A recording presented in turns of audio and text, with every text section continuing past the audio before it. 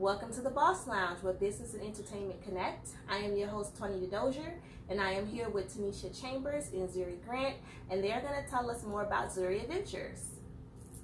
Hi, guys. Hi. Hi, guys. Okay, Tanisha, so tell us, what is Zuri Adventures? So, Zuri Adventures is a book that me and Zuri came up with. Okay. We wrote our first book in 2017, which is Zuri and the Monster. Okay. And it was a book created while we were driving. She wouldn't be quiet. As you can see, she keeps moving. So she wouldn't be quiet, and we came up with a fun way to get her to simmer down. And it was the Zuri and the Monster book. And we started off just saying, "Monster, monster, are you behind that tree?" And we switched it to a bedroom versus outside. Okay. So tell us more about how was the process for you with writing a children's book with Zuri and without Zuri? So the process was very well. I didn't know I wanted to write a children's book. Okay. But the process was very fun in the car. And that process started months before I actually wrote the Zuri and the Monster book. So the story kept repeating in my head, and I didn't realize why. And then I'm like, oh my God, I gotta write this down. Mm-hmm. And so I decided one night, I woke up in the middle of the night, and I wrote Zuri and the Monster from the story we wrote in the car together. And that's how Zuri and the Monster came about. But I think it was an easy process. Okay, and did Zuri help you put different pieces into the story, or was it something that you just throw all the way through on your own? Yes, she definitely helped me, and she definitely shaped where the direction of the book because of the things she do around the house. Mm-hmm. So I really took a lot of stuff that we already have. We have a cat. She has a toy box and stuff like that. So I pulled from things that I've seen her do in her daily life, and that's what kind of helped me. Okay. And Ms. Zuri, tell us, how was it for you writing a book about you?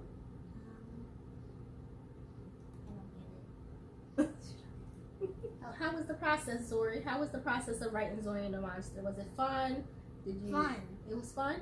Mm-hmm. It was fun? Was it easy? Yes. What was easy about it?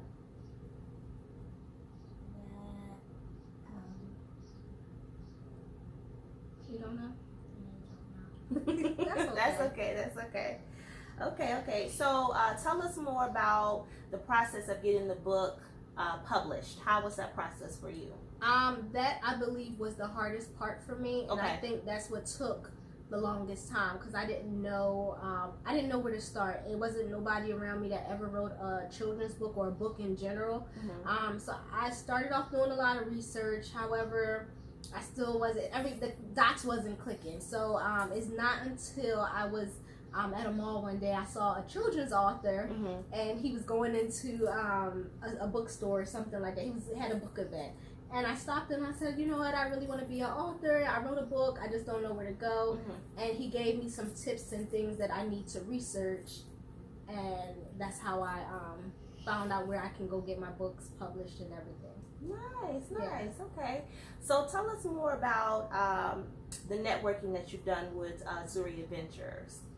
I've been doing a lot of networking. I have been networking with other children's authors. I have been networking with Boss Up Magazine. Yes. I recently started networking with the school district. Okay. So networking is the hardest part because as a self-published author, mm-hmm. you have to do a lot of the legwork yourself. You don't have a team. So networking is very hard, and it's not a lot of programs or anything out there for us to really, you literally have to call up these places and introduce mm-hmm. yourself to even start a network because people aren't really thinking about children's authors like that. Mm-hmm. So I think, it's a process. Okay. I think everything that we do is a process. Yes. And depending on what you're doing, the process, it varies. Yeah. So thank you for sharing that. Mm-hmm. So tell me more about how children respond to the book. What feedback have you received in regards to children having the book?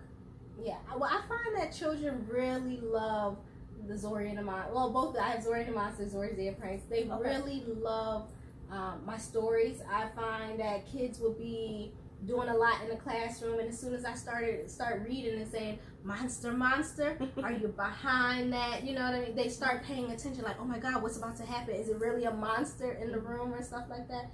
So I find that kids really like the Zuri character. They're starting to recognize the Zuri character.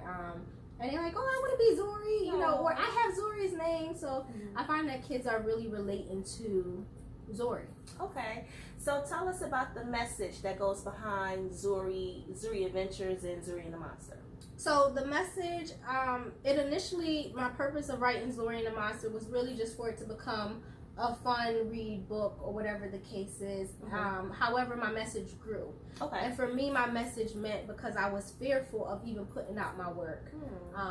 And for me, it stood for my fears, overcoming my fears. And I looked at it as the Zuri character. Zuri, the original Zuri, or the Zuri, she's fearful of things, bugs, certain things. So I added that into the mix also. So I feel like it helps kids, in a sense, overcome their fears, because that's a conversation piece that I bring when I go into classrooms and stuff.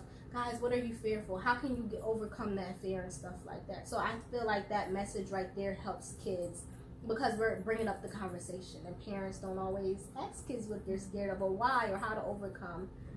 So that was for the Zuri and the Monster book.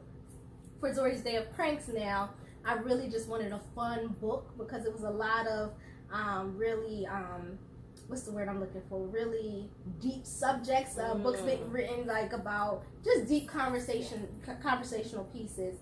And I wanted something more fun. I wanted to go back to the 80s, 90s, where kids were just, you know, being kids, no video games, just doing fun things. And that's how Zuri's Day of Pranks came about. Yeah. Okay. So do you have the book? Yes, I do have the book. Yeah. Sure. So, here, you want to introduce the books? So, what book is this? Zuri and the Monster. Okay. And this book is Zuri's Day of Pranks. With my two big brothers. So her brothers are in this. The inspiration was Zuri and her two brothers. That's where she met. And this is Zuri and the Monster. It's really simple. Cute colors, vibrant colors. Yes, I love the illustration. It even comes with a coloring book. Oh, it does. Look at that. Yes. All The right, Zuri and the nice. Monster book comes with a coloring book. All right. So I love these illustrations. Can you open the book and tell us more about the illustrations? Your illustrator, you know, how did you come about bringing Zuri to animation or drawing? So with Zuri and the Monster, really I just had a picture. Well, the illustration came from a picture that I had of Zuri in two ponytails, and we kind of went with that concept of Zuri. We kind of went with the concept of a picture that we used from Zuri. I was very detailed in my first book. I literally mapped out every single thing I wanted to be in a picture, what I wanted her to do, and everything. So that's how we really came up with the concept of the Zuri and the Monster book or whatever. And my illustrator was amazing. Looks and great. Patient with me. Yes.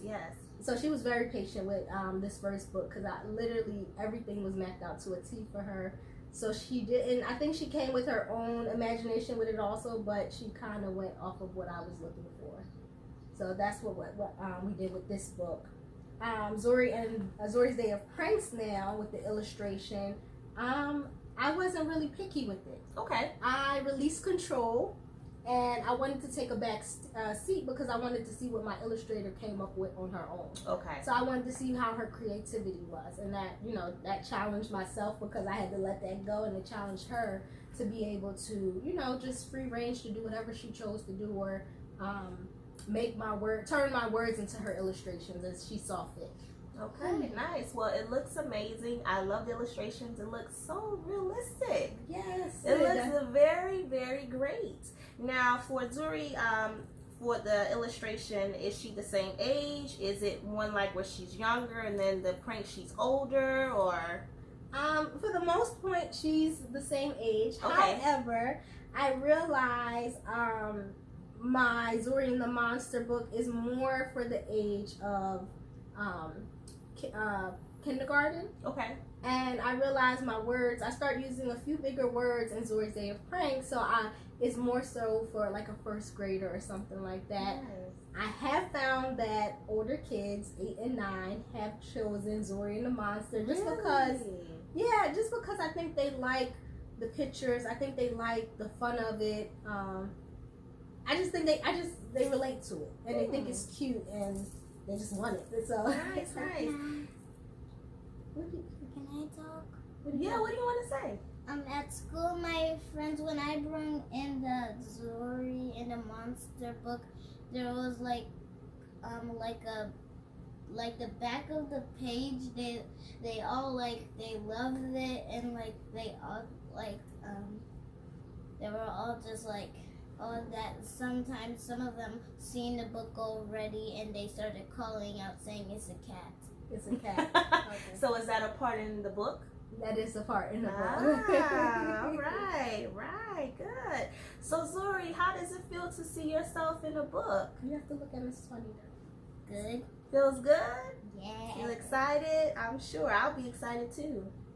I think you're acting really shy. Okay, so Tanisha, tell us about when you go to the different schools. Tell us about when you go to the schools, how was that experience for you? That experience is really good. I literally just started making, not just, but more of a presence in the schools and everything. Mm-hmm. And that presence have turned out. I have teachers wanting to share my information with other teachers and stuff like that.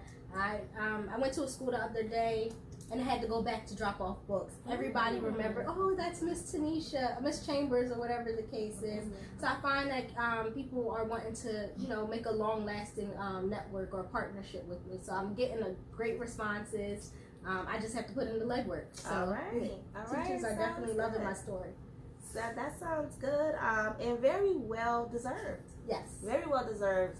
You don't have too many children's authors that I'm aware of, or that I see, especially African American children authors and women. So that's good. I'm glad that you're leading the way for that. Thank you. And opening the door for people to know that it's okay to write a children's book. Yes, and that is one of my missions too. Even though I have a lot of different things that I talk about to parents, I guess it depends who I'm having the conversation with. But that is the main reason. I didn't see a book, and I don't remember books of African American children in books when growing up. So I wanted to change that, and now that I'm doing my research, I really noticed that it is a need for it. It's a need for authors that are African American, and for authors to write books that are African American with African American children in them. So it's a great importance of it. And in networking, I am meeting, it's more of us. We just have to stick together. All right. Kudos to you. You're doing big things. That's good. And I love your book. I love the colors. It's easy on the eyes. You see how some books or some magazines are just too bright, or the color isn't matching. Looks great for a children's book. Yes. Awesome. I love the animations. I love the drawings. Let's see. Love this. Awesome. Thank you. Awesome, Thank you. guys. Awesome. Thank you. Good. So, have you done any book signings for your book? Yes, I have. I've been writing for 2 years now, since 2017. Zuri and the Monster came out of May 2017. So I have done a Boss Up magazine event in Chicago. I have done a Wine and Words event Really? 2 years ago when I first started. I have been finding some other events that I just find from going on Eventbrite and stuff like that. Mm-hmm. So book signings are going really well, and like I said, I'm doing more since now it's the end of the school year, so I'm trying to get out there and do the legwork with getting into more schools and aftercare programs and stuff like that. But the book fairs have been turning out really well for me. Nice. Do you have any upcoming book signings or events that you're being a part of? I do have some upcoming events where I'm about to visit a after school program just to do story time, just to put my name out there a little bit more for them to know my 2 books that I have. I'm also doing a Father's Day event, a readathon for Father's Day. So I'm going to go out and have a table and everything, and hopefully that will be well. So I got a couple stuff planned. Okay. Yes, and I have a radio appearance. So I have things that are brewing up. So it's a work in progress. All right, awesome. Well, Tanisha, it was great talking with you today about Zuri Adventures and Zuri the Monster and Zuri Day of Pranks. Thank you. Again, I love the book. Thank you, Zuri, for stepping into the Boss Lounge and telling us more about your book. Tanisha, you're welcome. Tanisha, how can our viewers find and follow you on social media? So you guys can visit me. I'm on Chambers, Chambers. That is my business personal page. And also, I have Zuri Adventures books on Instagram. So both of those are my Instagrams. You can go on my website, TanishaChambers.com. And my books are also available on Amazon and Barnes & Noble for purchase. All right, okay. Well, Tanisha and Zuri, I thank you so much for stepping into the Boss Lounge. I hope to have you again for your next book. Okay. And any events you have coming on, we would love to learn more about that as well in the future. Okay. So thank you again for stepping into the Boss Lounge. Thank you. Thank you. Thank you. Okay, viewers, thank you for stepping into the Boss Lounge today. Until next time, boss up and be blessed.